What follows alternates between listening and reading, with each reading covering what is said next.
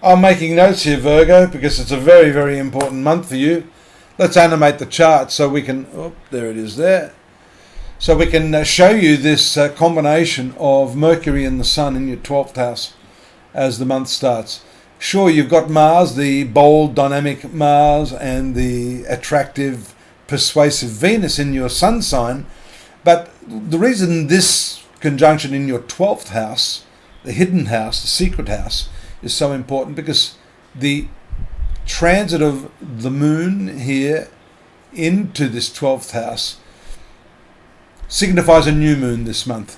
And the new moon shows, in a sense, spring cleaning, a sort of a purging of the past, so to speak. That's important, you don't want to be carrying all that horrible baggage around, which I've found most people do. And sometimes it's unconscious. So this 12th house is a hidden house for you. And this month it's all about digging deeply. Sometimes, if you're out in the garden digging, your hands get all dirty, and if it's been raining, it's slushy and muddy, and that can happen there. Look at that on the 9th.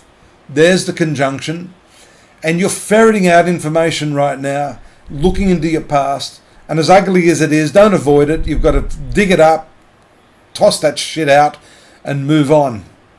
Moon is a quick-moving planet. It brings a lot of energy here to dynamic Mars on the 11th and 12th. So you'll be feeling better here, and keep your eye out here on Mercury.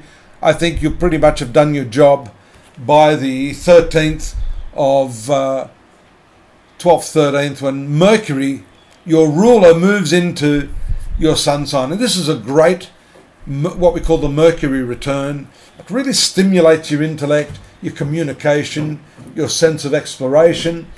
Fortunately, it's moved out from the 12th house, and so that's coming back to yourself. That sun sign is all about your will and your drive and your ability to make an impact on other people. And so you shouldn't be afraid to speak your mind and to share your opinions with others. No doubt you will. One thing I'd suggest is that you take a look at this growing opposition aspect between Mars and Neptune. That can have some ramifications for your relationships this month. And especially keep your eye out on the moon right here, where it's making those hard aspects of the dates here around the 17th, 18th, where you may see this nebulous opposition of Mars and Neptune being challenged. Venus moves out of this sun sign of Virgo around the 19th, or a little bit earlier. But what that means is that this combo, Mercury and Mars, are left here dealing with this opposition of Neptune. What does that mean?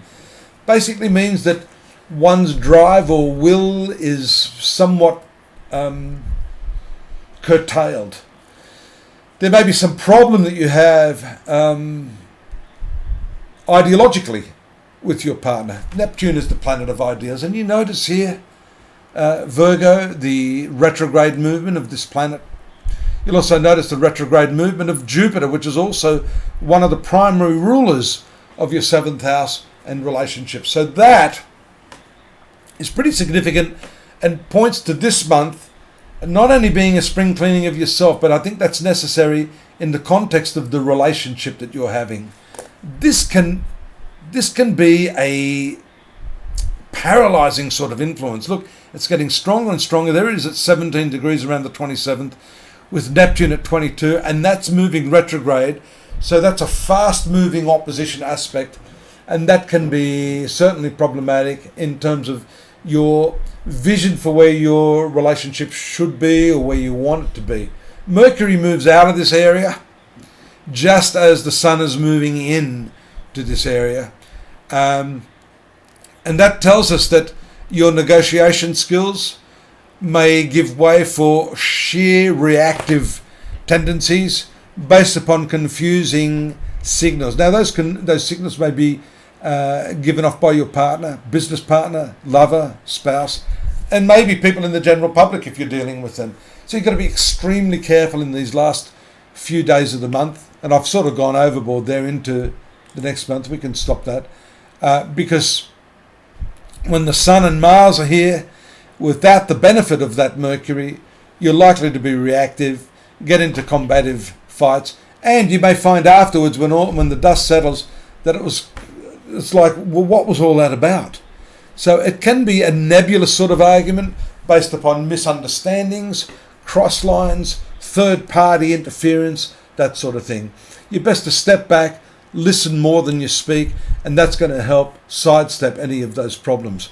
Go on over to astrology.com.au. I've got more for you there, the dailies, the weeklies. You can sort of contextualize what I've said here. We've got the chronological list of transits, and we've also got the transcripts rough and ready, but at least you can tune into what I've said here and sort of piece it together with the chronological transits to give you a bit more of a sort of an intense and also informed outlook for the month of August.